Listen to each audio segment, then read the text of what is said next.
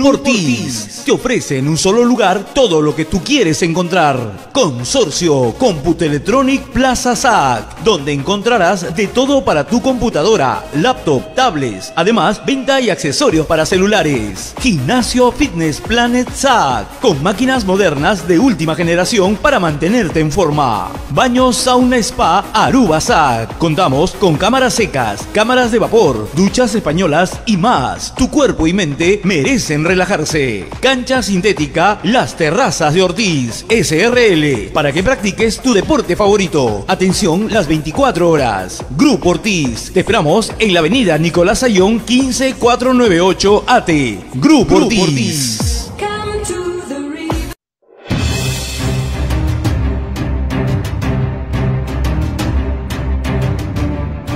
Porque ahora ya no existen fronteras y gracias a la tecnología podemos estar más cerca.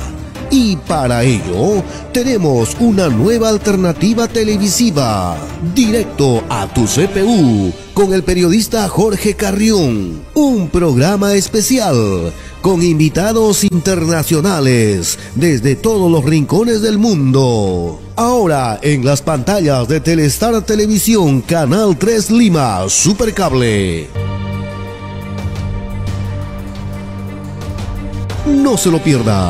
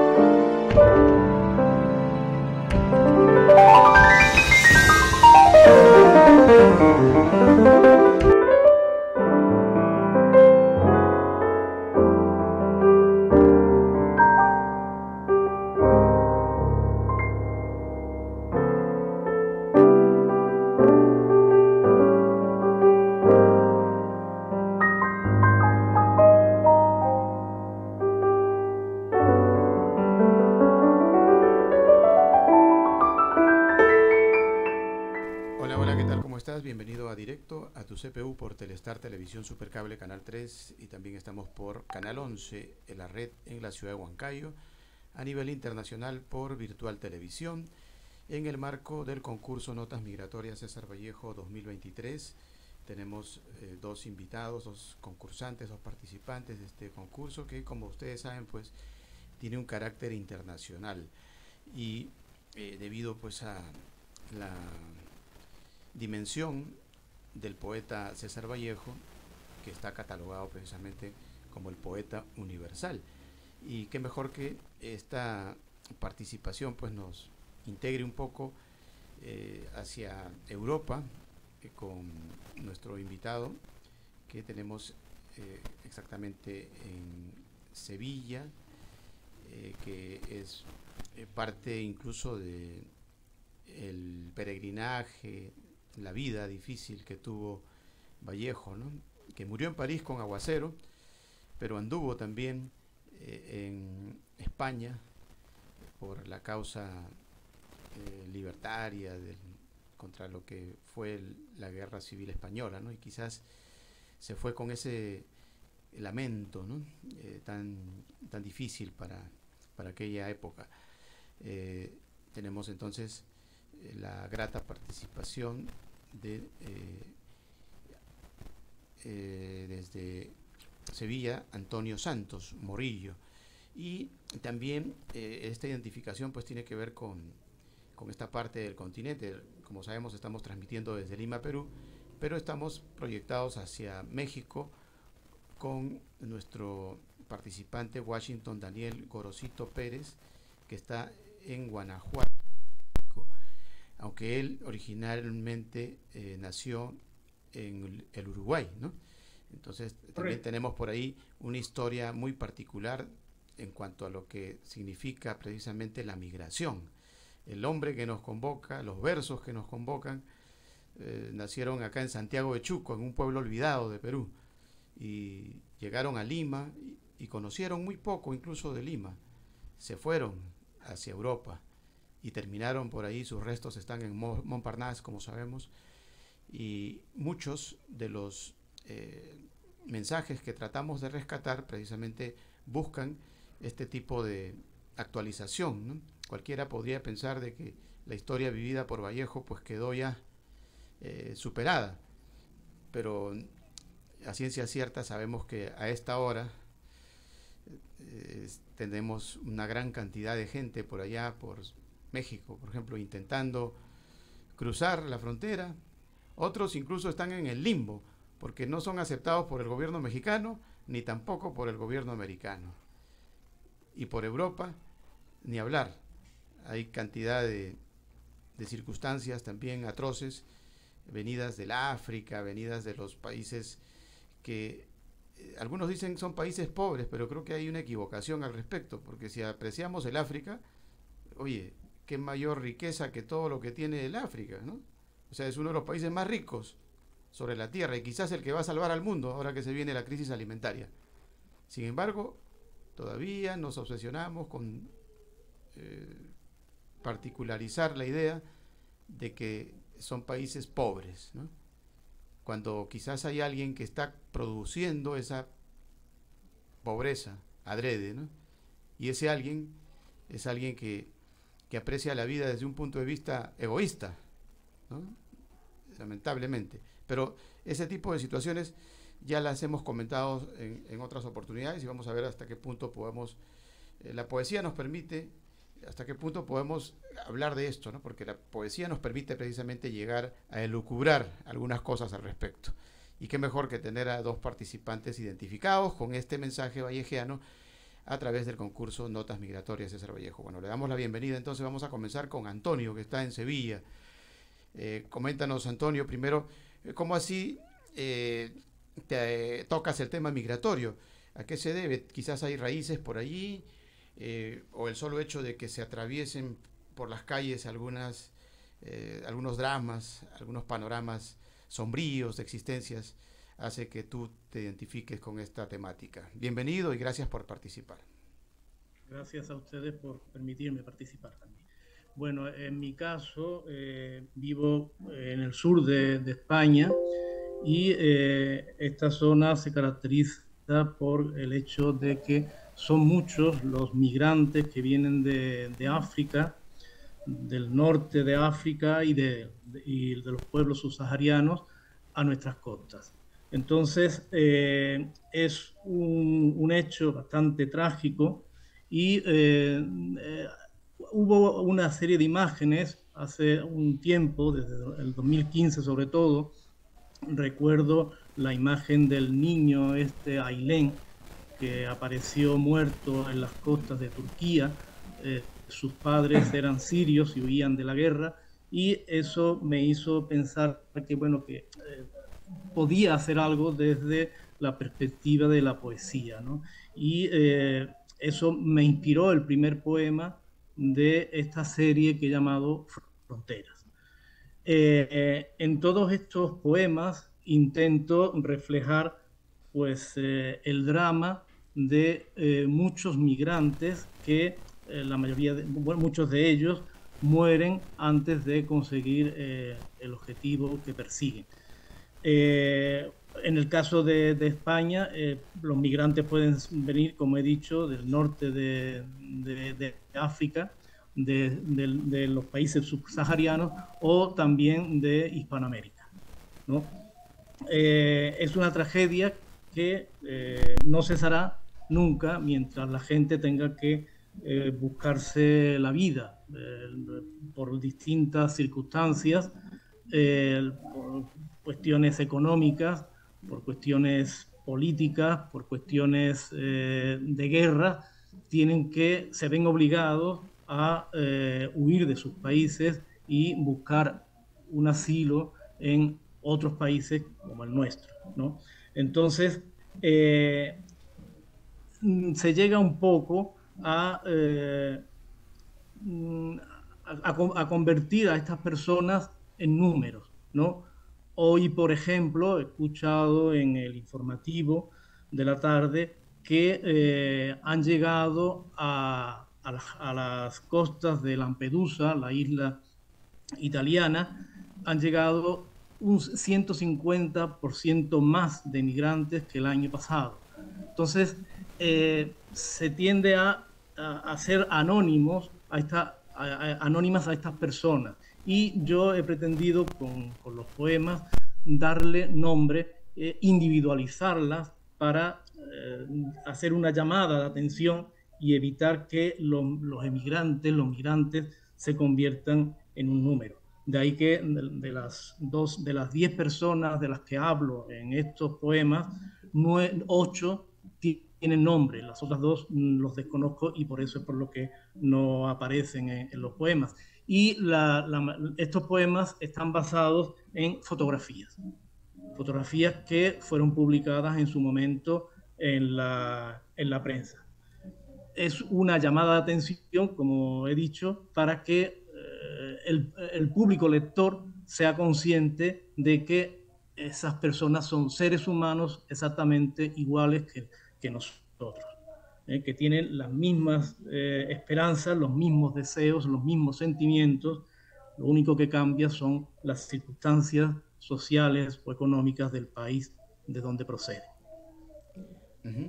Bien, y luego nos vas a comentar un poco sobre uno de los protagonistas que viene a ser el agua, ¿no? Sí, el agua claro, porque... Es caótico pensar en eso, ¿no? Pero es una realidad. Claro, esa es la frontera, son 14 kilómetros los que nos separan a la península ibérica del continente africano.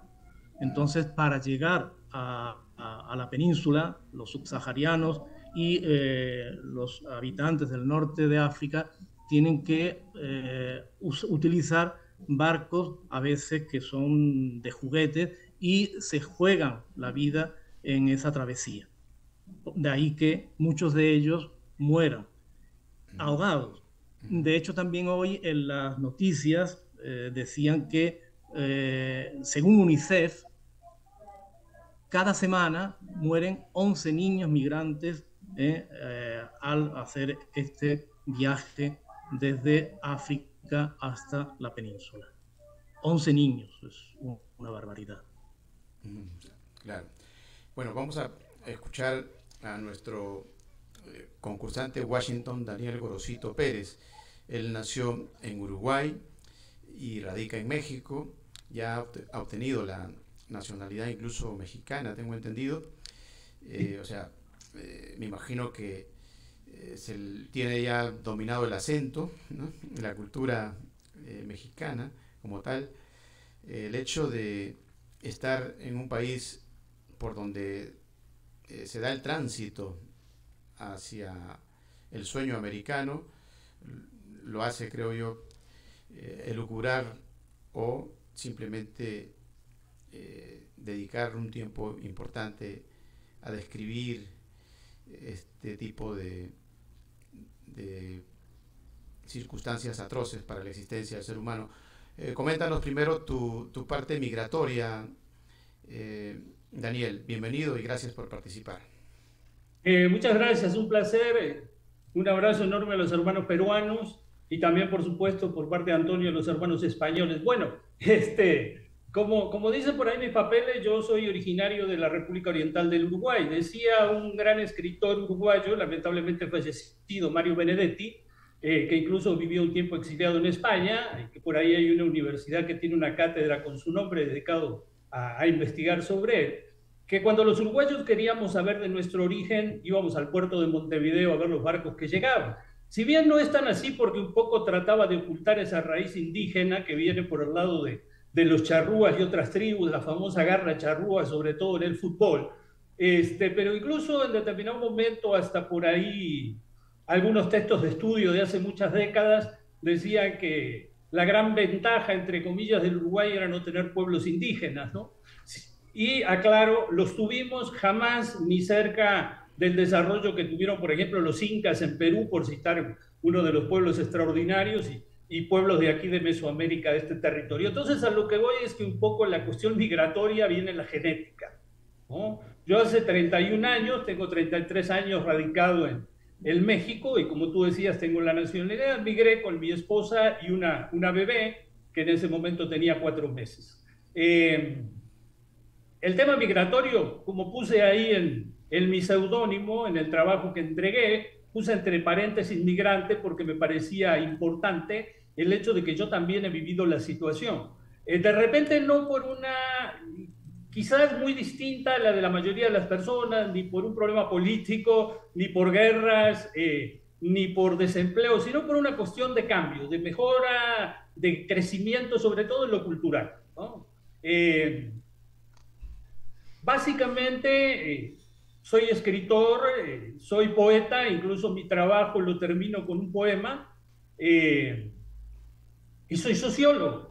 Entonces estoy metido en el tema desde mi origen como migrante y de mi propia familia. Es más, te cuento una anécdota. Descubro aquí en México, mi primer apellido es Gorosito, que seguramente el primer Gorosito que llega a América, llegó aquí a México, era un sacerdote, a una zona que se llama Atlixco, en el estado de Puebla, y que incluso con quien era en ese momento el virrey, cofundó la primera biblioteca que se fundó aquí en América Latina, la Biblioteca Palafoxiana, que queda justamente en la ciudad de Puebla, y fue la primera biblioteca pública. El virrey Palafox, que donó más de 50,000 libros que tenía, una de las condiciones que puso inmediatas es que se abriera públicamente a la población. Decía que estoy en Guanajuato. Guanajuato está en el centro de la República Mexicana, es uno de los estados que históricamente, estamos hablando de siglos, genera un porcentaje muy importante de migrantes del propio estado hacia los Estados Unidos, buscando ese sueño que tú te referías, el sueño americano, ¿no? Se calcula que de la República Mexicana por año más o menos sale 500,000 de personas hacia los Estados Unidos. Aquí nosotros somos un punto de paso de los migrantes que vienen de Sudamérica y Centroamérica importantísimo. El estado de Guanajuato, y específicamente la ciudad en que yo vivo, que se llama Irapuato, que es la segunda ciudad del estado y que está en el corredor industrial. ¿Por qué? Porque aquí pasan una serie importante de trenes que van justamente con destino final a pasar a los Estados Unidos. Entonces, en algunos casos por ahí se les ha llamado con el nombre de la bestia o las bestias. Tenemos una población flotante de migrantes, de miles de personas diariamente, esperando justamente el pasaje de esos trenes para poder abordarlos, ¿no? De ahí es que surge mi relato, que es un caso real, el llamado rumbo a la tierra prometida. Y aparte, otra de las razones es que soy catedrático universitario.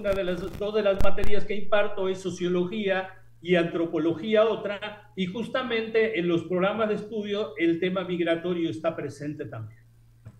Perfecto. Bien, luego conversamos un poco más sobre los detalles de tu narrativa, pero vámonos con Antonio para que Antonio nos comente algo relacionado ya con el concurso. ¿Cómo llegaste al concurso y cuál es tu punto tal vez de acercamiento al gran poeta César Vallejo, ya que el concurso es Notas Migratorias César Vallejo? Sí. Bueno, pues yo llegué al concurso por medio de una página web que se llama escritores.org, donde aparecen todos los concursos literarios que se celebran en el ámbito hispánico. Entonces lo vi, miré cuáles eran las bases, me gustó. Digo, bueno, pues pensé en estos poemas que tenía guardados desde hacía algún tiempo y vi que tenían relación con el concurso, ¿no? En cuanto a César Vallejo, pues le diré que para mí César Vallejo es uno de los poetas más importantes en mi trayectoria poética. Lo conocí en la universidad, cuando estudiaba teníamos una asignatura en filología hispánica, teníamos una asignatura de literatura hispanoamericana y me compré la obra completa, poética, y la verdad que fue pues, una impresión muy grande la que sentí cuando leí a este poeta. Me sentí muy identificado con él, hasta el punto de que me resultaba un tanto peligroso en el sentido, entre comillas, claro, en el sentido de que cuando escribía yo algo, pues me salía la voz de César Vallejo. Tengo incluso un poema en prosa en el que celebro el centenario de su nacimiento, en el que, pues, ahí sí lo hice también un poco voluntariamente, imito el estilo del poeta. Es un poema que tengo guardado precisamente en el libro donde, donde están las obras completas de César Vallejo. Ya le digo que es uno de los poetas más importantes para mí, en mi trayectoria poética, ¿no? Esos poemas de los Heraldos Negros, o de Trilce, o de España, aparta de mí este Cali, los poemas humanos, ¿no? Algunos de ellos incluso, o algunos versos, nos los aprendíamos de memoria una compañera y yo que también amaba la poesía de César Vallejo. Dígame. No, bien, bien. Me parece interesante para el análisis de lo que significa el estudio, ¿no?, relacionado con César Vallejo, sí, que en el lugar donde hay una identificación plena con la Guerra Civil Española, ¿no?, todavía los hijos de España pues estén identificados con esos versos, más allá de Machado, más allá de los grandes, ¿no? Sí, sí, claro, claro. O sea, eso es palabras mayores que lo diga un español, ¿no?, de Sevilla. Sí, pero para nosotros la poesía hispanoamericana y la española son la misma. De hecho, la poesía moderna nace con Rubén Darío, un nicaragüense, ¿no? Y toda la modernidad que viene después, pues nos llega de Hispanoamérica, ¿no? Entonces, yo que soy profesor de lengua y literatura españolas en un instituto, pues se lo recuerdo a mis alumnos, ¿no? Digo, a partir del siglo XIX, después de Becker, la poesía moderna nos llega de Hispanoamérica. Y eso pues lo tengo muy claro, y por supuesto para mí no hay diferencia entre la poesía hispanoamericana y la poesía española. Tan importante es una como la otra, pero es la misma. Bien, vamos a pedirte para dentro de un momento, mientras que converso con Daniel, Sí. a ver si consigues el poema que tú me dices. El problema es que yo estoy ahora de vacaciones y estoy en Constantina. No sé si le suena, porque le diré. En Constantina estuvo viviendo hasta que murió un pintor peruano llamado Francisco Espinosa Dueña. Supongo que le sonará, ¿no? Pues aquí muy cerca tenía su casa, todavía existe la casa, está a la venta porque el pobre hombre murió en el 89, creo que no, el 89 fue cuando se vino aquí a Constantina, y en el 2020 murió. La casa sigue existiendo, sus hijas siguen viviendo aquí y la tienen a la venta. Entonces yo he ido a visitarla y allí pues tiene mucha de su obra, porque él se trajo el museo, que en principio estuvo en Burgos, se lo trajo aquí a su casa de Constantina. Así que estamos muy cerca del Perú.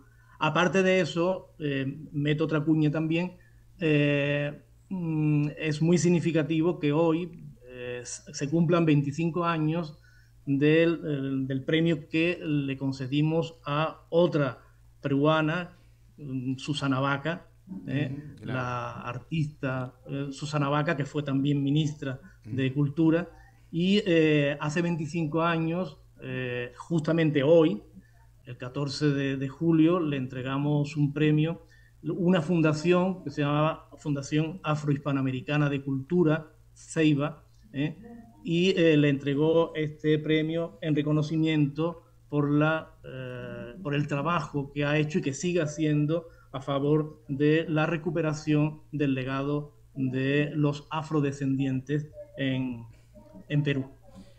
Bien, bien. Sí, y bueno, interesante lo que nos comentas sobre ambos personajes, ¿no? Tanto Francisco Espinosa Dueñas, que vivió en Andalucía, también en Burgos vivió, ¿no?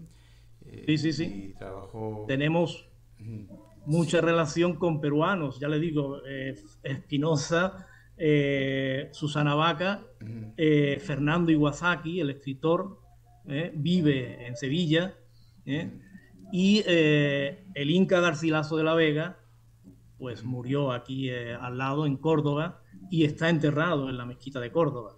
Así que estamos rodeados de influencias peruanas. Están rodeados de Perú prácticamente, ¿no? De Perú, exacto.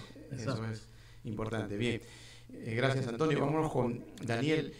Daniel, ¿cómo llegaste al concurso y por dónde van tus análisis del gran poeta de los Heraldos Negros, de España aparte de Vieste Cáliz, de Trilce, de Poemas Humanos? Bueno, yo llegué al concurso gracias a una alumna que fue que me trajo impresa la convocatoria y me retó, me dijo: maestro, usted que le gusta mucho la poesía y que le gusta hablar de temas migratorios, impartirlos con los otros, creo que este concurso es para usted. Por otro lado, mi primer contacto con César Vallejo fue en la preparatoria en Uruguay.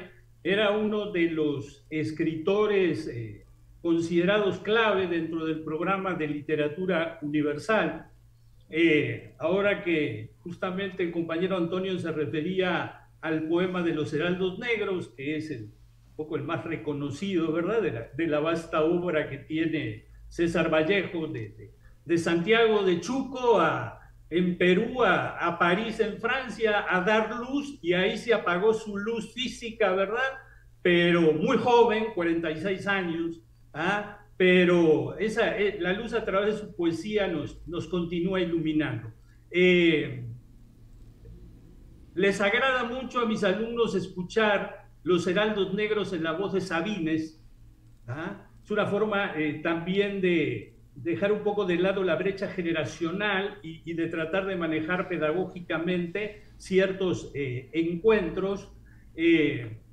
Pero recuerdo, incluso ahora cuando decidí participar de esta convocatoria, estuve haciendo algunas relecturas de Vallejo. Recuerdo dos cosas. Una que me dejó marcado desde mi adolescencia, que dijo un experto, Tomás Merton, que dijo que Vallejo, después de Dante, era el mayor poeta católico, después de Dante Alighieri, ¿verdad?, de la Gran Divina Comedia, y él decía que con eso lo quería manifestar desde el punto de vista de entendiendo lo universal, entendiendo lo universal. Y vaya condecoración, ¿no?, que le puso, y creo que no es absolutamente nada exagerado. Y para otros, como Martin Seymour Smith, que fue otro gran teórico de la literatura, consideraba a Vallejo como el máximo exponente de la poesía en el siglo pasado, ¿verdad?, a lo largo del siglo XX, ¿no? Entonces, digo, es fundamental, y sobre todo tratar de procesar. Siempre digo que la poesía nos ayuda a procesar una serie de elementos de sensibilidad que nos van transmitiendo los autores, ¿no? Y algo que en el mundo de hoy creo que es cada vez más importante, ¿no? Leer poesía, ¿no? Esa fue mi relación, tanto como te digo, fue una alumna, Patricia Estebanés se llama, de la licenciatura en comunicación, la que me acercó la convocatoria en su momento. Bien, Daniel. En la narrativa de Antonio encontramos mucho valor por parte de los que toman la iniciativa de emigrar, ¿no? Y también en la de Daniel, ¿no?, hay coincidencias, ¿no? Ese valor como bien lo describe Antonio, pues va contra todo, ¿no?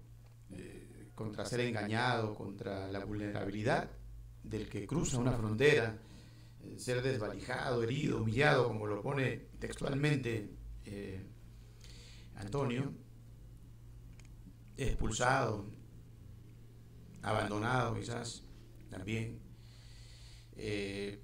y luego de pasar por toda esa situación de desprecios, de soportar incluso la miseria, ¿no?, de la vida, lamentablemente, para llegar a estos cuadros existenciales, pues es porque el Creador te puso ahí, ¿no?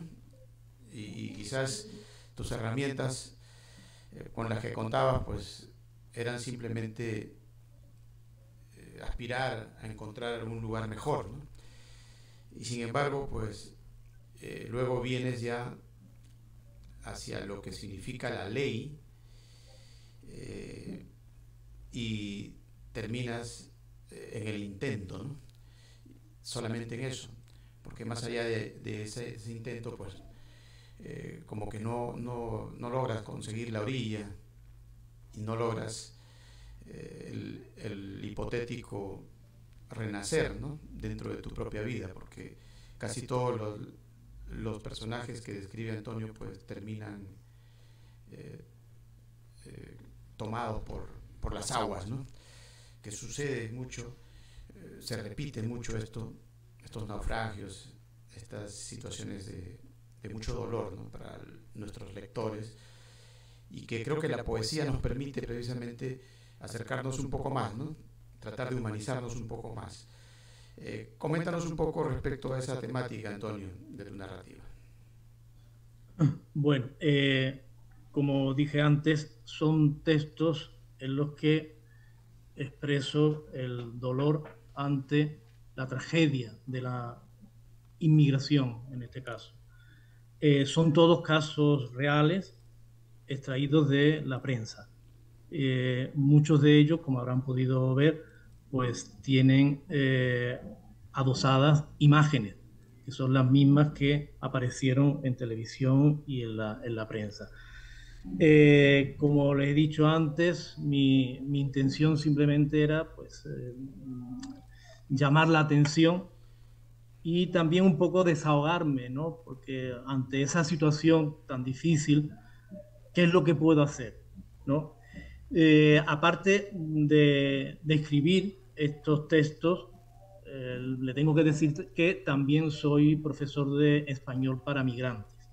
Trabajo con una organización no gubernamental, aquí en Sevilla, se llama Sevilla Acoge, y les doy clases de español, una manera de integrarlos, por la mejor manera de integrarlos, porque muchos de ellos no tienen ni idea de nuestro idioma y tienen que integrarse si quieren trabajar, si quieren conseguir documentaciones, papeles, pues necesitan conocer el español, ¿no? Entonces, pues en ese afán por ayudar, trabajo como docente de inmigrantes y también he utilizado la poesía para expresarme, ¿no?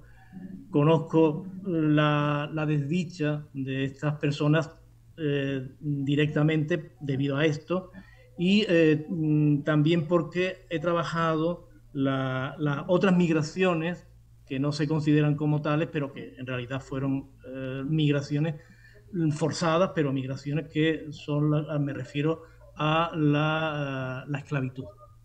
Yo me he especializado en lingüística afrohispana y he estudiado la figura del negro en la literatura, sobre todo del siglo XVI, y también he escrito un libro que fue premiado por una fundación de aquí de Sevilla, que se llama Fundación González Abreu, del Instituto Hispano-Cubano de Historia, en la que saco del diccionario de la academia todas aquellas palabras que provienen de idiomas subsaharianos.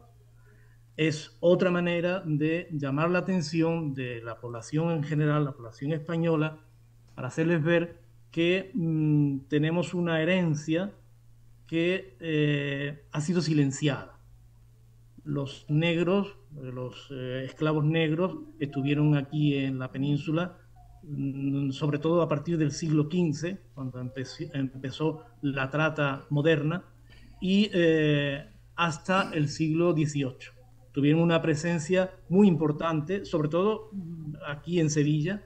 Se llega a decir que en el siglo XVI, hay algunos historiadores que dicen que casi un 10% de la población era negra, algo que la mayoría de mis compatriotas no sabe, porque se ha silenciado esa historia.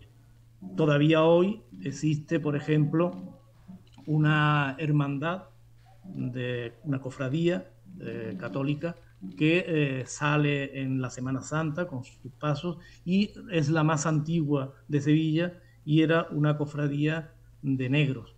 Se le llama, de hecho, los negritos, ¿no? Eso da pie a que la gente sepa que esa presencia que hoy parece que es, algunos políticos de extrema derecha lo consideran como una invasión, no es tal, sino que ha estado presente a lo largo de toda nuestra historia. Incluso hay apellidos, hay fenotipos que se ven por la calle que son negroides, ¿no? Hay apellidos que indican también esa ascendencia negra y sin embargo parece como si aquí no hubiera habido nunca presencia subsahariana, cuando realmente sí que la hubo. De hecho, como le decía anteriormente, pues casi un 10% de la población, que es muchísima gente, en el siglo XVI, cuando Sevilla es el puerto y la puerta de Indias, Sevilla era la ciudad más cosmopolita en aquel momento, la ciudad de la que partía la flota que iba a América y a donde volvía, pues era una ciudad que algunos dijeron que era como un tablero de ajedrez, de gente blanca y de negros, ¿no? Entonces algo desconocido y entonces esta fundación de la que le hablaba antes, que le otorgó el premio a Susana Baca, se dedicaba, digo se dedicaba porque la verdad es que desapareció, prácticamente desapareció. Tuvo unos años de esplendor en el que editamos varios números de una revista que se llamaba Palabras de la Ceiba, y esta fundación se llama todavía porque existe, a Fundación Afrohispanoamericana de Cultura Ceiba, y trataba de sacar a la luz esa herencia subsahariana que está entre nosotros, incluso en el flamenco, algo tan nacional o tan propio de Andalucía como es el flamenco, al que se le reconocen la herencia musulmana, la herencia judía, por supuesto cristiana, también de los gitanos, pero nunca o casi nunca se habla de la herencia negra. Estos negros eran también inmigrantes. Sí, bueno, Susana decía que la música es una aliada perfecta para vencer el racismo. ¿Tú dirías que la poesía también? Sí, por supuesto. El problema es que la poesía apenas la lee la gente. Es un género que no es muy popular o nada popular. La verdad es que muchas veces piensa uno que los que leen poesía son los poetas y pocos más, ¿no? Aparte de que cada vez se lee menos cualquier género, ¿no? El que más se lee normalmente es la novela, la narrativa, pero la poesía sigue siendo muy minoritaria, ¿no? Entonces es por eso por lo que le decía antes que estos poemas para mí son casi como un desahogo, ¿no? Es una llamada de atención, pero no sé quién estará al otro lado, si alguna vez habrá alguien al otro lado. Bueno, este es un intento de que del otro lado pues nos escuchen, y creo que sí vamos a tener por ahí algún quórum al respecto. Vámonos con Daniel, que Daniel también tiene un parafraseo y un poco de historia que creo que amerita explicaciones adicionales. Sabemos que el lugar donde se encuentra es estratégico, ¿no? Porque por ahí atraviesan estas historias hacia el American Dream, como se le llama el sueño americano.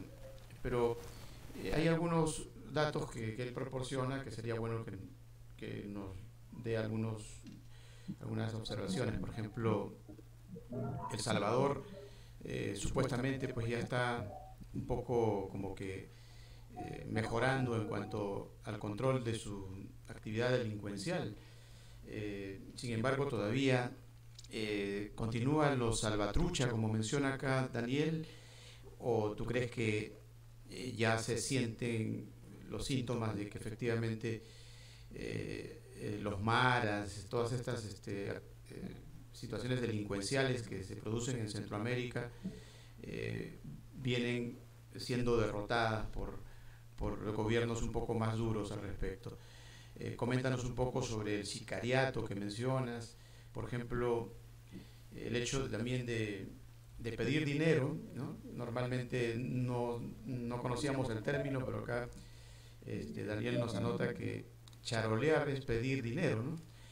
Y cuando conversamos con algunas personas que son migrantes, generalmente pasa lo que comenta aquí Daniel, que pierden la vergüenza y tú le preguntas y te dicen que efectivamente, como no están en su país, nadie los conoce, pues se atreven a pedir, ¿no? Y si le dan, gracias, y si no, bueno, no pasa nada, ¿no? Recuerdo conversando con una pareja, por ejemplo, de venezolanos que vivían juntos, dos varones, ¿no? Y que la gente los miraba un poco distinto, y conversando con ellos, pues ellos decían, bueno, es que acá nos sentimos libres, nadie nos conoce y pues damos rienda suelta a lo que somos, ¿no? Esto no podemos hacerlo en nuestro país porque por allá siempre está la descalificación del género y no sé qué más, ¿no?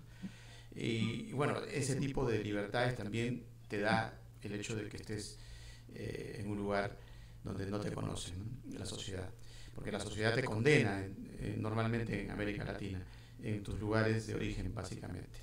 ¿Qué nos puedes comentar sobre estos detalles, Daniel?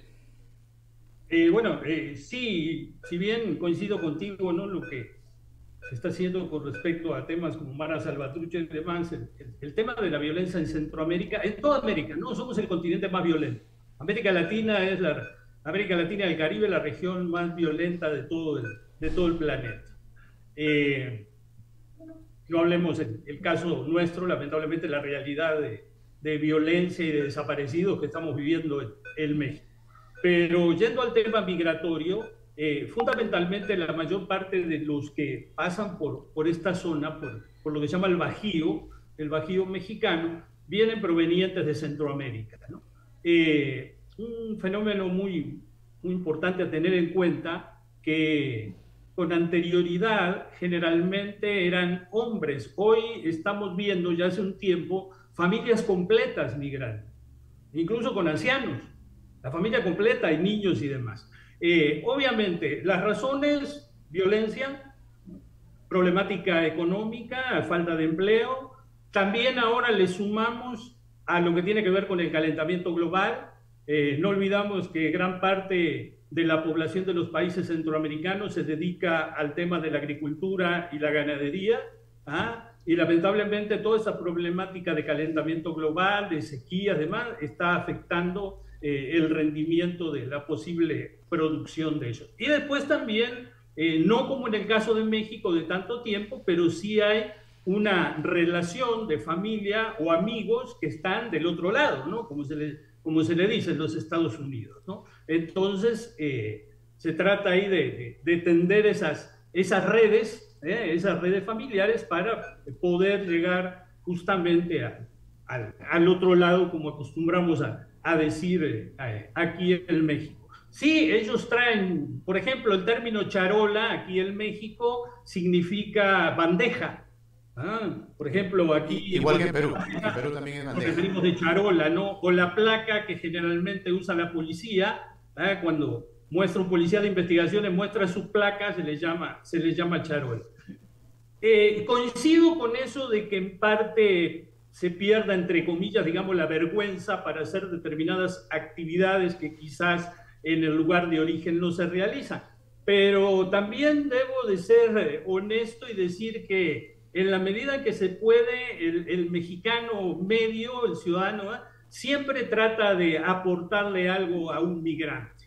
¿Por qué? Porque no hay, como lo digo en mi escrito, específicamente en esta región, no hay una familia que no tenga al menos un integrante que no esté viviendo del otro lado, ¿no?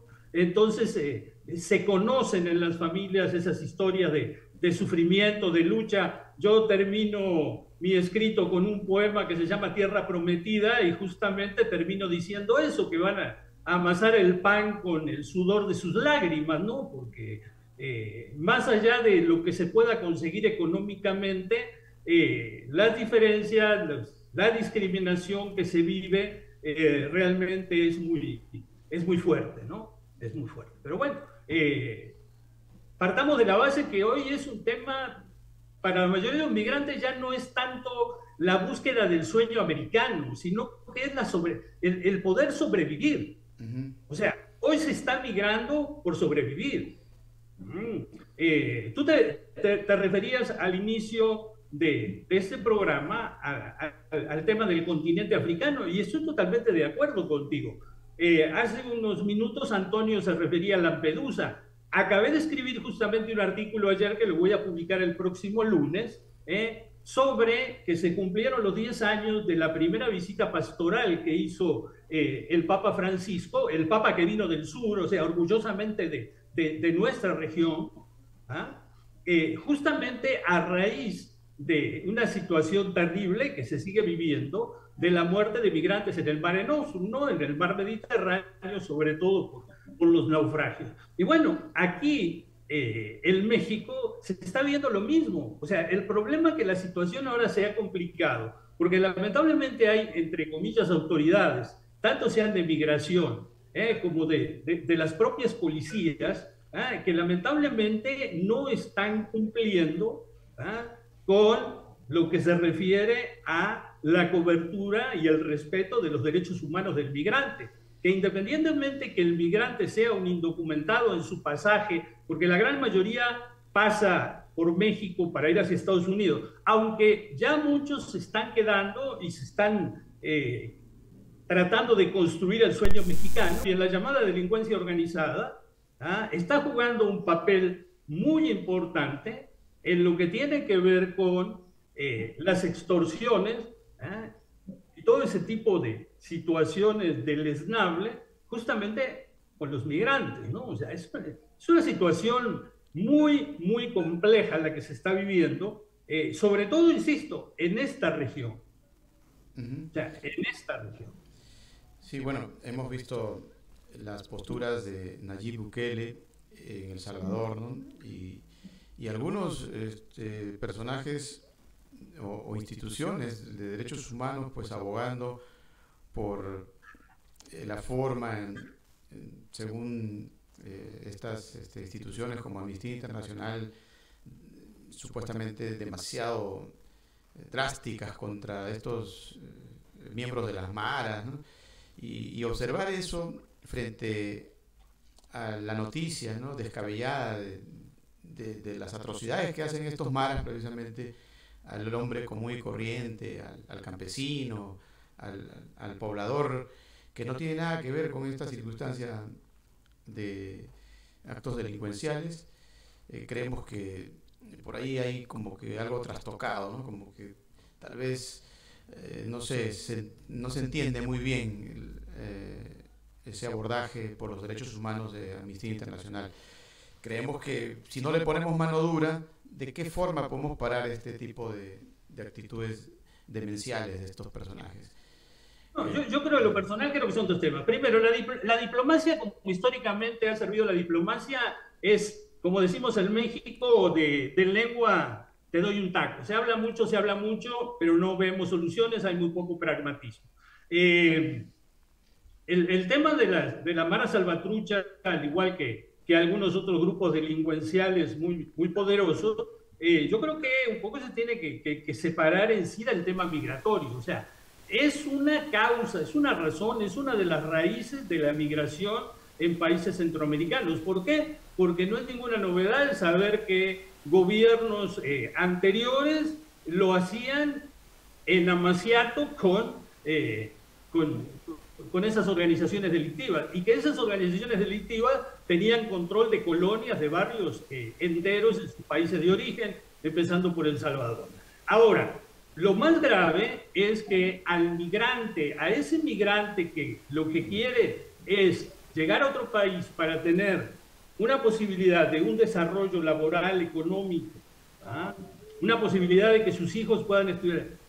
Ahí, eso es lo grave, eso es lo que se está criminalizando en América, al migrante común. O sea, para mí esa es la situación más grave con respecto a derechos humanos. Y no hay ninguna estadística real, o sea, porque los números perfectamente se manipulan, creo que en eso estamos todos de acuerdo, pero no hay una estadística real que diga que porque pasan migrantes por un territorio como el territorio mexicano, esos migrantes aumentan, por ejemplo, lo que tiene que ver con el índice delincuencial. Para nada. O sea, para nada. ¿No? Por eso digo, es un fenómeno, específicamente el que vivimos aquí en México con este pasaje, muy pero muy complejo. Hace unos días, Coparmex, dirigentes de Coparmex, que es la Cámara Empresarial de la República Mexicana, llamémosle eufemísticamente el sindicato de empresarios, se refería a que el Estado mexicano tiene que empezar a dar la oportunidad de brindar más permisos de estancia a esa gente que viene a trabajar y permisos de trabajo, porque nosotros también estamos viviendo un problema de cambio demográfico. Ya no somos un país de jóvenes como lo fuimos hace 20, 30 años, y ya la población está envejeciendo, y ya se necesita también, al igual que el propio Estados Unidos y otros países europeos, o el propio Japón, o Corea del Sur, que también está trabajando en ese tema, esas personas que vienen con muchos deseos de trabajar, de iniciar una nueva vida, que sean recibidos legalmente, que se les brinde la documentación, que en definitiva les dará tranquilidad, ¿no? O sea, porque el migrante lo que necesita es tranquilidad. ¿Y qué es lo que le da tranquilidad? Sus papeles, no hay otra cosa. Sí, bueno, hay un lugar allá en Tijuana, el Chapadrín, le llaman, ¿no? En alusión al Gran Chaparral. Los que están alojados en el Chapadrín, pues no pertenecen, están en el limbo, no pertenecen o no son aceptados por México, tampoco por Estados Unidos, no están esperando simplemente que los devuelvan, ¿no? Y en condiciones de simplemente ayudarlos con alguna comidita mientras que están ahí, pero el gobierno de México tampoco da una resolución al respecto, como dice Daniel, ¿no? En el que simplemente pues se les pueda permitir estancia, ¿no? Y no dejarlos en el limbo. Pero así estamos, ¿no? Creo que estamos ante una situación...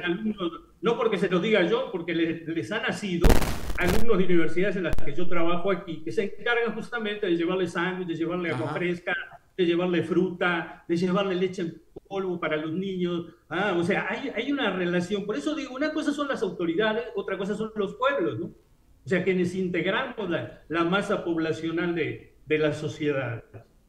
Así es cada vez más complicado. Esto si lo podemos leer dentro de un libro de Kafka, ¿no? O de Cortázar, creo que pensaríamos que es pura literatura, pero no es literatura, es una realidad. Ya en el caso de Antonio,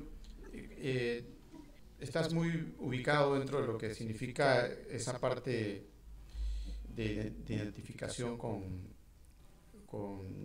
el racismo, que lamentablemente está siempre dando vueltas, ¿no? Incluso en el caso de noticias populares como el fútbol, cuando tú ves que el jugador del Real Madrid es vapuleado, ¿no? Por la hinchada contraria y simplemente no le queda otra cosa que llorar, ¿no? Y hasta el presidente de Brasil ha tenido que intervenir, ¿no?, en contra de esta actitud de racismo. ¿Qué sucede? ¿Qué pasa? ¿Por qué crees tú que como que hay un retorno al énfasis hacia la discriminación? Pensamos que con el COVID todos nos íbamos a refugiar y nos íbamos a reconciliar con nuestras familias, íbamos a valorar más la existencia del ser humano, íbamos a quizás condenar más nuestras malas actitudes, ¿no?, porque estábamos ante una especie de fin de mundo con esa situación que nadie le esperaba, ¿no?, en nuestras cavernas como el hombre primitivo. Sin embargo, pasó el COVID y parece que nos hemos liberado un poco más salvajes, no sé, da la impresión, ¿no?, al menos cuando uno respecta al fútbol. ¿Qué nos puedes decir sobre eso? La verdad es que no se ha notado nada el cambio que esperábamos después de la pandemia, ¿no? Y respecto a lo de esta xenofobia y este racismo, y siguiendo el hilo de lo que dice Daniel, yo veo aquí una doble paradoja. En primer lugar, la primera paradoja es que todos hemos sido migrantes. Y en España, sobre todo, tuvimos dos grandes migraciones en el siglo XX. La primera fue después de la Guerra Civil y fuimos muy bien acogidos en América. Y la segunda fue en los años 60, en las que pues, muchos españoles, sobre todo andaluces y gallegos, tuvieron que emigrar a América y sobre todo también a Europa. Sin embargo, eso se nos ha olvidado, parece como si hubiéramos sido siempre ricos, y no lo somos, por supuesto, y despreciamos al pobre. Es lo que una filósofa española llama aporofobia, el odio a los pobres, ¿no? Y la otra paradoja es que, como decía Daniel, aquí también ocurre lo mismo. Nos estamos convirtiendo en un país de viejos y necesitamos jóvenes para que trabajen. O sea, la migración es absolutamente necesaria. Sin embargo, pues no se hace nada y lo que se hace es reprimir a esas personas que vienen buscándose la vida y que van a ser necesarias para nosotros, ¿no? Entonces lo que faltan son cauces legales para evitar las mafias, para evitar las muertes, sobre todo en el estrecho, en el mar, y hacer que, bueno, pues estas personas se incorporen a nuestro país. Y en eso también incidía lo que decía antes. Los negros no son una novedad en nuestro país.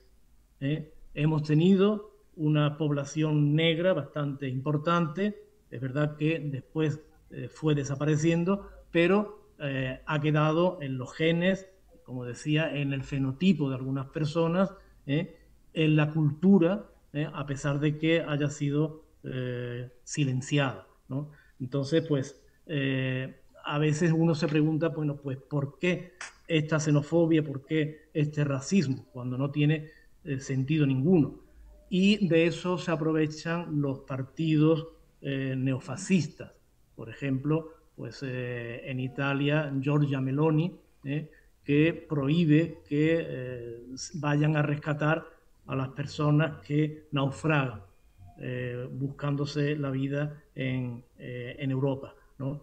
Y aquí también tenemos un partido xenófobo, racista, neofascista, se llama Vox, y propone pues, que cerremos las fronteras cuando deberíamos hacer todo lo contrario, porque ya les digo que nos estamos convirtiendo en un país de viejos y necesitamos esa mano de obra que bueno, pues, por las distintas circunstancias pues no la podemos aportar nosotros porque la gente se casa, no quiere tener hijos porque, en fin, prefiere dedicarse a otras cuestiones, o si acaso tienen un hijo, y eso hace que la población envejezca.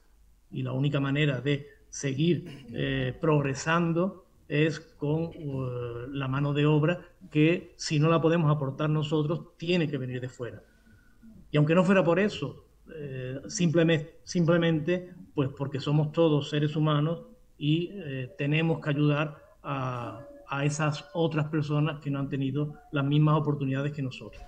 Y que nosotros también fuimos a buscar esas oportunidades a América y a Europa.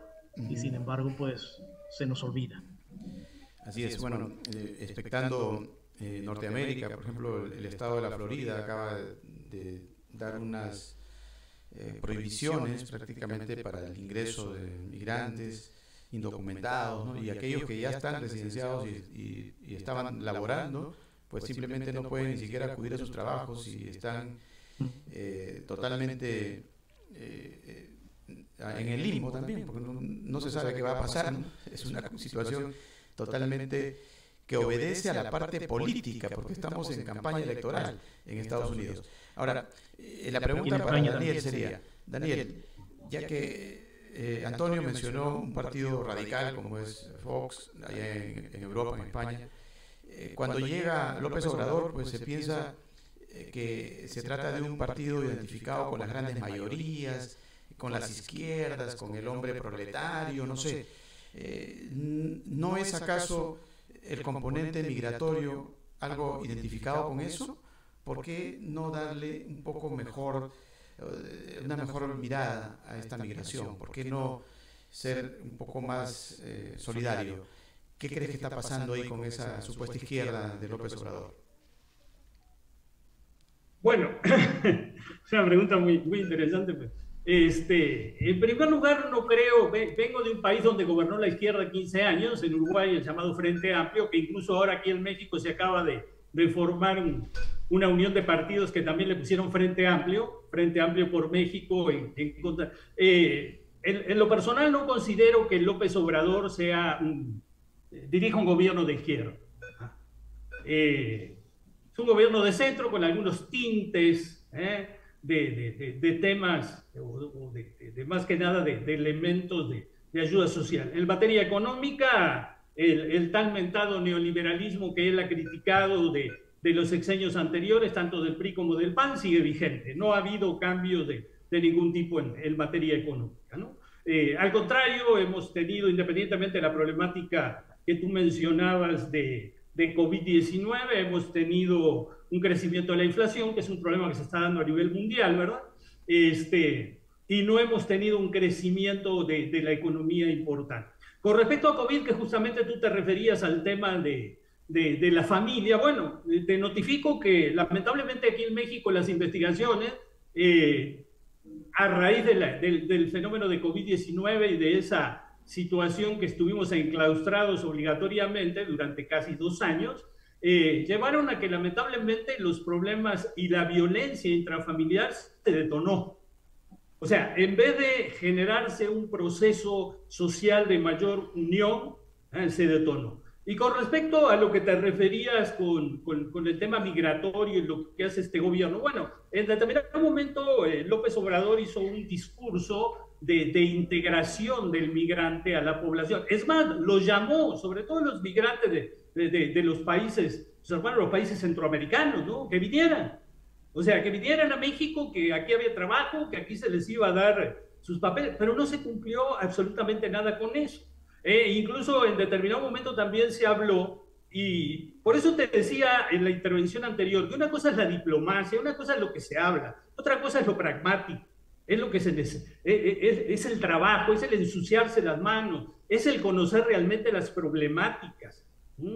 Se mencionó con el gobierno de Estados Unidos que iba a haber una serie de apoyos económicos importantes, sobre todo en los países centroamericanos, a los efectos de poder desarrollar determinadas posibilidades de trabajo en esos países como una forma de mantener al migrante. Eso mismo decía López Obrador, dice que la gente tenga trabajo en su tierra y que no tenga la necesidad de migrar. Pero lamentablemente no se ha cumplido con eso. Están enterados de que hace unos meses hubo un incendio en el que murieron alrededor de unos 40 migrantes, lamentablemente. responsabilidad del Estado mexicano. ¿Por qué? Porque estaban en un lugar en el cual respondía justamente a la Secretaría de Migración, a la Secretaría de Gobernación. Hasta el día de hoy no hay nadie detenido, no hay nadie juzgado. En un país un poquito más serio, un poquito, ya el secretario de Gobernación, que era el responsable de todo el tema migratorio, tendría que haber sido o renunciado de forma inmediata o haber sido depuesto por el presidente de la República.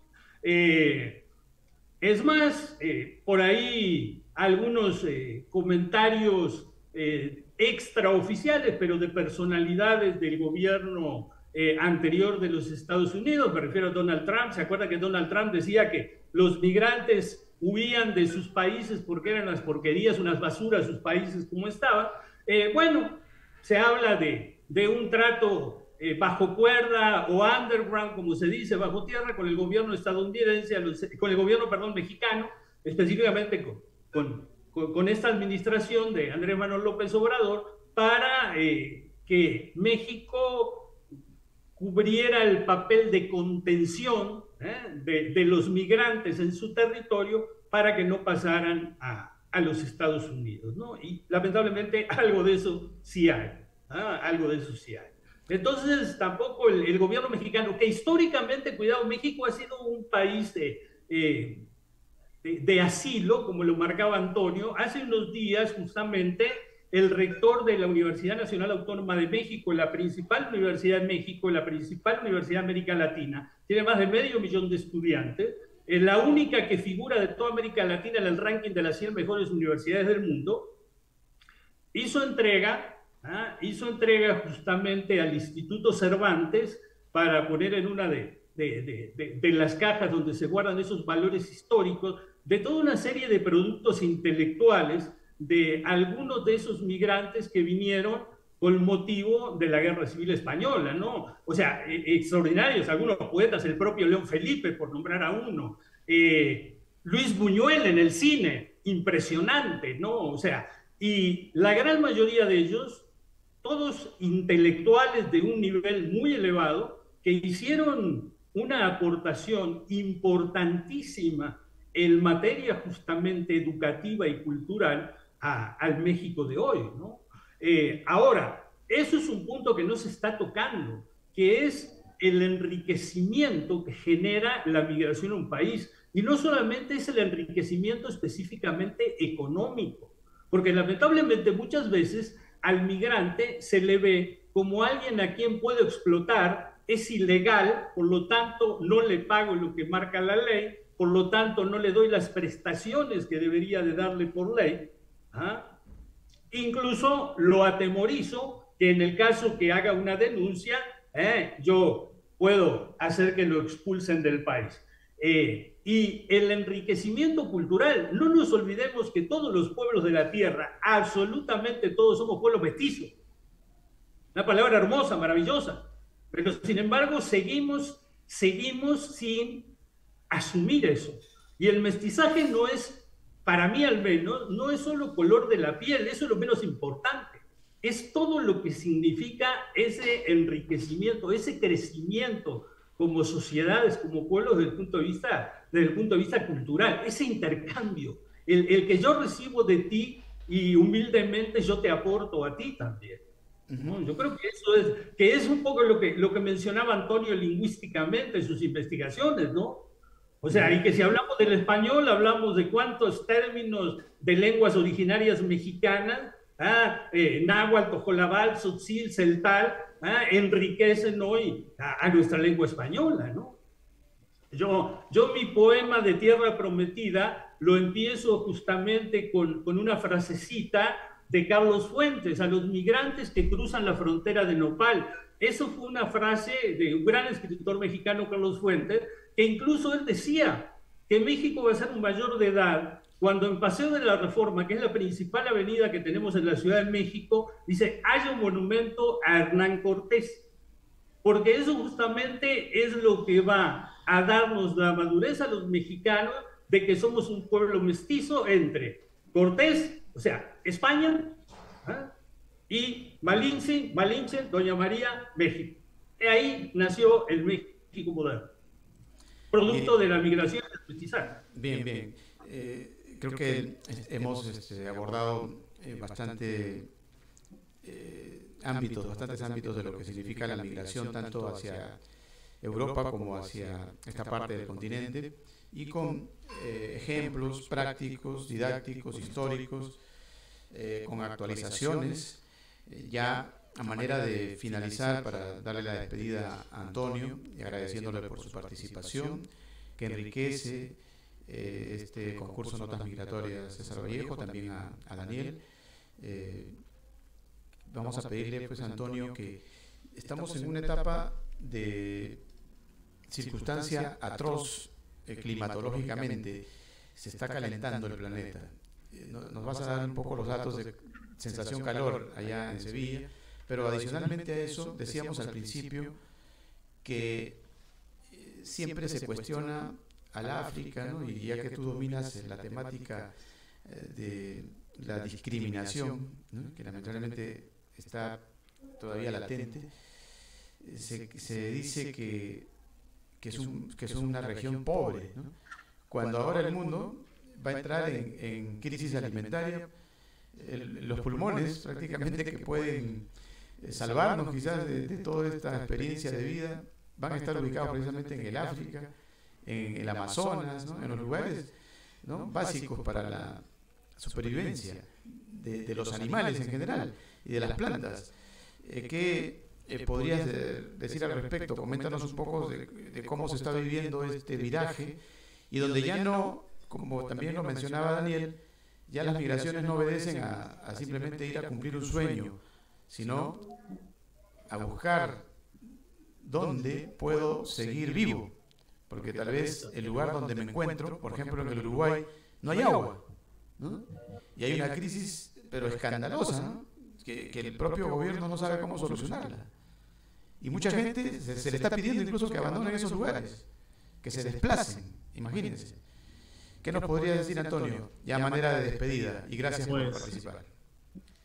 Efectivamente, es un problema que estamos sufriendo en todo el mundo, y aquí en España en concreto se nota sobre todo en la subida de las temperaturas. No llueve, los pantanos se están quedando sin agua. Ahora mismo en verano están algunos al 10% o incluso menos, y pues nos queda la esperanza de que en el otoño llueva, si es que llueve, claro. Entonces, pues eso mismo es lo que están padeciendo todos los países del mundo, y por supuesto los países subsaharianos.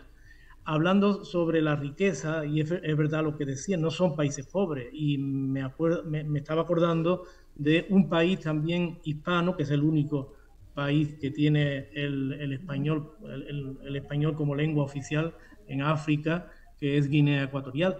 Guinea Ecuatorial es un país muy rico, es uno de los mayores productores de petróleo del mundo.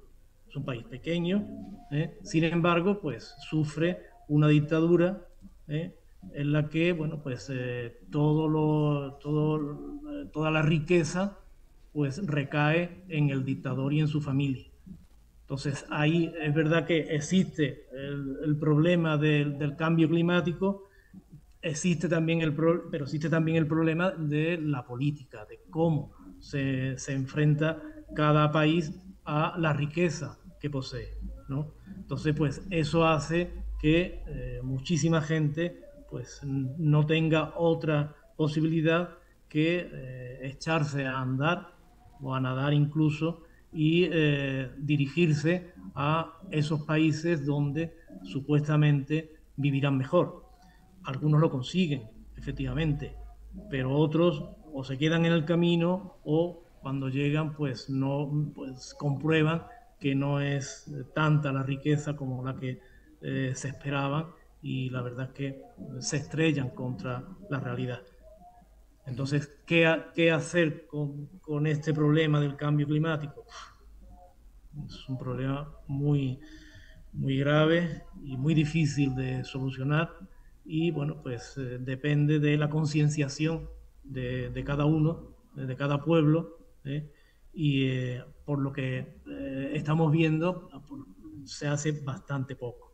la gente pues se olvida de que no hay agua si va al baño y abre el grifo y sale. No piensa que esa agua pues proviene del cielo, de no sé de dónde, pero la verdad que es un problema bastante grave y que tenemos que solucionar entre todos. Y como tú dices, el medio ambiente en el siglo XXI va a depender sobre todo de la selva amazónica y de las selvas africanas, que es donde está el recurso más importante del mundo para nosotros, que es el oxígeno. Coméntanos, ¿en qué cantidad de temperatura tienes ahorita? ¿Cuál es Ahora mismo, pues estamos en plena ola de calor y podemos llegar a los 45 grados, sobre todo en la capital, en Sevilla. Aquí en la sierra no hace tanto calor, se puede dormir, pero en Sevilla es casi imposible. Entonces pues la gente tiene que irse a la playa o a la piscina, buscarse la manera de soportar esta calor. Que la llamamos en femenino cuando es mucha, la llamamos la calor. Si es masculina, el calor no es tanta. Y ahora estamos en plena calor. Ahora es la calor. La calor. Ok, bien. Gracias, Antonio. Vámonos con la despedida de Daniel. También la misma observación climatológica que está preocupando a esta parte del continente, a Uruguay, ¿no? Nos solidarizamos con la población, que tenemos amigos que nos comentan que la verdad que está bien difícil la escasez de agua, ¿no? Pero por ahí mencionaba Antonio Guinea Ecuatorial. Y creo que acá en Sudamérica también tenemos nuestra lamentable Guinea Ecuatorial con Venezuela, ¿no? Que Venezuela es un país rico, petrolero, ¿no? Aluminio, tiene la mayor cantidad de caídas de agua. Y sin embargo, si te vas a Venezuela, pues la gente está saliendo despavorida, buscando otros lugares para vivir. Y hay alguien que ha bebido mucho, como dice César Vallejo, ¿no? Y se ríe, ¿no? Y acerca y aleja la cuchara como negra esencia de amarga esencia humana, dice, ¿no? Algo así en un poema Vallejo, tratando de describirnos lo aterrador que significa la conducta de los que llegan al poder y simplemente pues viven a expensas de él, mientras el pueblo está recorriendo las calles buscando un lugar para cobijarse. ¿Qué nos podrías decir, Daniel, ya que tu temática es bastante cruda, por ejemplo, cuando describes el tren, ¿no? El tren que nos contaba un amigo, que literalmente se agarran en el aire prácticamente, y viene un representante del gobierno de México y le pisa uno de las manos, se queda agarrado por una sola, y pues si le tienen clemencia lo salvan y logra de pronto cruzar la frontera y llegar a Norteamérica. Coméntanos un poco sobre esa experiencia, que la tenemos como uno de nuestros ganadores incluso de lo que ha sido el concurso Notas Migratorias, y que esa experiencia de alguna manera pues nos conmueve, ¿no? Nos identificamos con eso, con ese dolor vallejiano de los que se atreven a cruzar las fronteras a pesar de saber de que existe este maltrato, esta situación de ir prácticamente con una probabilidad de muerte al 99%, y contra toda esa adversidad, aún así a esta hora del día tal vez algún hermano está atreviéndose a cruzar la frontera. Daniel, tu despedida y gracias por participar. Sí, Jorge, es tristísimo, son situaciones desgarradoras. Decía un cantante y compositor mexicano reconocido, José Alfredo Jiménez, decía: la vida no vale nada, refiriéndose a esta región hace ya alrededor de medio siglo, y lamentablemente eso lo podemos interpolar a hoy en día. Como comentaba en alguna de mis intervenciones anteriores, ya el tema no es en sí el sueño americano, es el sueño de poder vivir. de poder llegar a un lugar donde esa persona pueda realizar una vida decorosa. Sí, el tren llamado La Bestia, generalmente, así como comentabas tú, que lamentablemente hay a veces personas que forman parte de grupos de seguridad del gobierno mexicano, o también empresas privadas de seguridad. Aquí en México se ha dado lo mismo que en otras partes de América Latina, hay una gran privatización de lo que tiene que ver con la seguridad. A tal grado que, por ejemplo, para que tengas idea, son más los guardianes de empresas de seguridad privada que tiene México en este momento que los que tiene la propia policía, para que tú tengas una idea.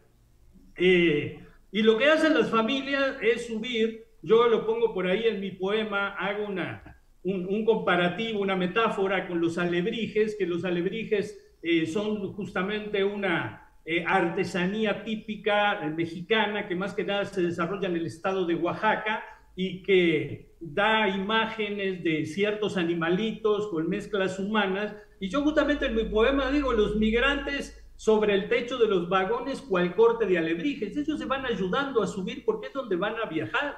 Y bueno, y eso depende también de la situación que encuentra el camino. Imagínate tú, estamos hablando de calentamiento global o hablamos de tormentas, esa gente está a la intemperie durante horas y horas.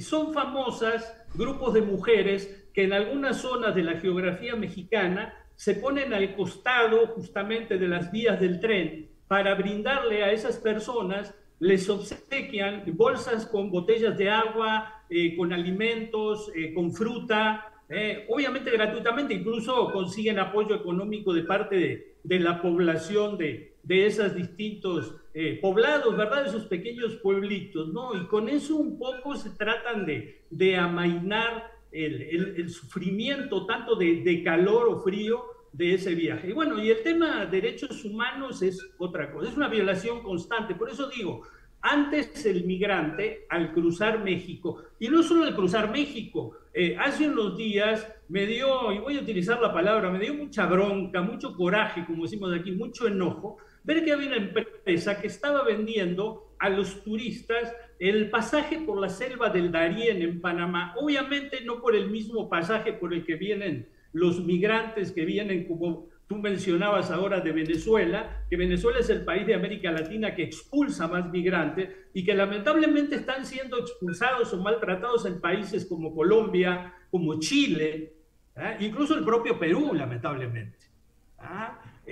Digo, y en definitiva, están vendiendo a turistas, sobre todo europeos y estadounidenses, el ir a pasar por la selva de Darién ahí en Panamá, lo mismo que están sufriendo, no la misma situación, obviamente, van a pasar por un lugar donde no hay delincuencia, donde no los van a violar o matar de plano para robarle lo poco que tienen. Hoy se está arriesgando la vida radicalmente para migrar, en este caso, ya sea México, te repito, muchos ya están viendo la posibilidad y la están haciendo de quedar en territorio mexicano o obviamente de cruzar a los Estados Unidos, ¿no? Bueno, es parte de Notas Migratorias que para esta edición, pues como ustedes pueden haber comprobado, nuestros espectadores, tenemos siempre la amplitud hacia cualquier parte del mundo. Hemos tenido participantes incluso de Oceanía, ¿no? Desde Australia, ¿no? Nos han enviado sus notas migratorias en ediciones anteriores y eso nos complace porque también hacia allá Australia es un país de migrantes, ¿no? Y hay muchas historias que contar, ¿no?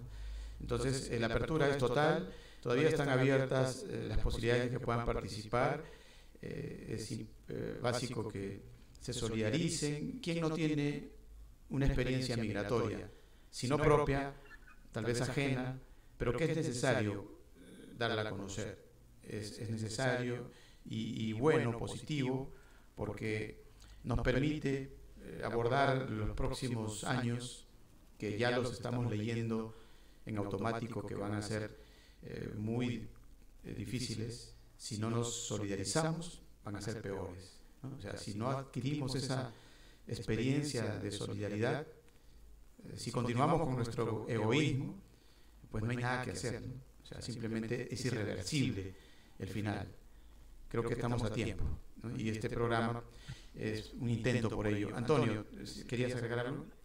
Sí, hoy mismo también en el informativo, siguiendo el hilo de lo que ha dicho Daniel, he visto una imagen que es muy significativa. Son dos barcos que se cruzan en Lampedusa.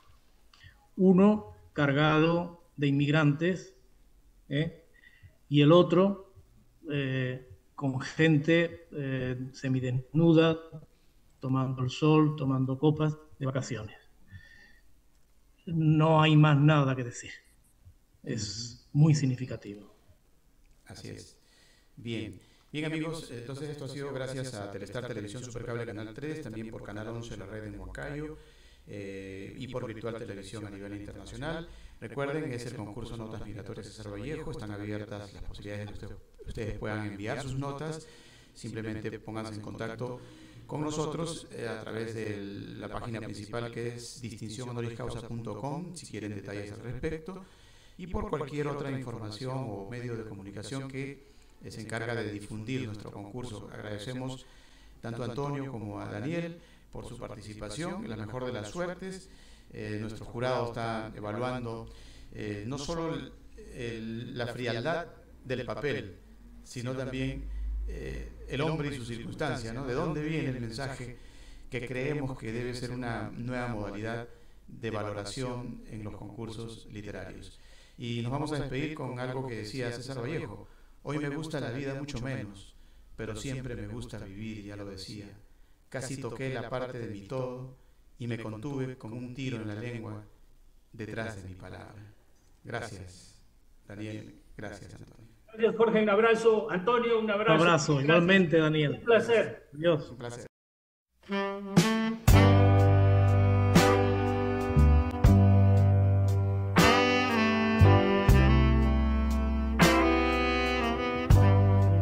Invitamos a la gente que se dedica a escribir que lo haga, que lo anote por ahí. No tiene que ser muy erudito, sino simplemente algo de la vida real, y creemos que hay muchas vivencias de nuestros hispanos en los Estados Unidos, por ejemplo, y en todo el mundo, que pueden mandarnos algunos escritos interesantes.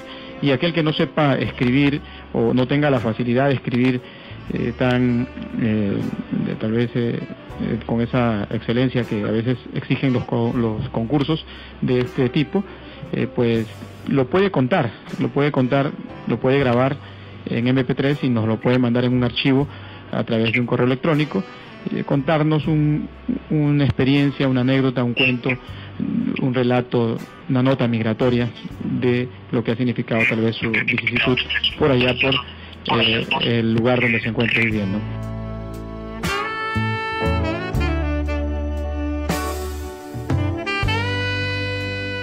Tienen que hacerlo a la página web, tienen que registrarse en la página o mandarlo al correo electrónico de la página.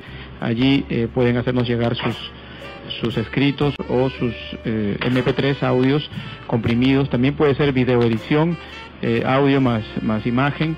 Bueno, ya depende de la persona qué es lo que se le acomoda más y participar de este concurso, que lo que persigue es simplemente pues ir al encuentro más allá de las fronteras, como lo fue el gran César Vallejo, que como decías tú en la parte de la noticia que la tenemos ahí en una videoedición especial, pues estuvo rodeado de personajes importantes, ¿no? De la talla de Aya de la Torre en lo político, por ahí el chileno Huidobro, un poeta español de gran trayectoria como es Juan Larrea. También él se configuró un poco hacia lo que significa en ese momento tal vez sus ídolos, ¿no? Y uno de sus principales ídolos era Charles Chaplin, ¿no? Y él muy emocionado, solía llorar incluso cuando por ahí veía alguna de esas caricaturas o esas comedias que hacía Charles Chaplin, pero que eran más que comedias, eran dramas, ¿no? Y se conmovía al extremo de llorar, y él decía que un poco Chaplin era un poco Dios para él, ¿no? Quizás a Dios lo veía un poco más difícil de comprenderlo o de tocarlo, mientras que a Chaplin lo podía comprender y tocar porque se le acercaba más, ¿no? Era más humano de pronto que la imagen que sabemos suprema del Todopoderoso, que para Vallejo siempre estuvo presente, por ejemplo, en Poemas Humanos, ¿no? Donde tenemos los heraldos negros, y casi todo el poemario de César Vallejo pues tiene una parte religiosa, por ejemplo, en esa temática de Poemas Humanos o de los heraldos negros. Y en el caso de Picasso también cuenta el escritor, el poeta Juan Larrea, español, que él es el que lo convoca prácticamente a Picasso. Ya para eso Vallejo había muerto hace varios años, y cuando escucha un poco algo de la poética de Vallejo, pues se conmueve Picasso, e inmediatamente le dice: yo a este poeta le hago un dibujo, ¿no? O le hago un pequeño dibujo, y no se demoró ni creo que ni 5 minutos, y ya le hizo el clásico César Vallejo que ustedes ven ahí, como una especie de cómic, de caricatura hecha por Picasso. Y decía que en alguna oportunidad le habían dicho para que también él pudiera hacer tal vez un dibujo de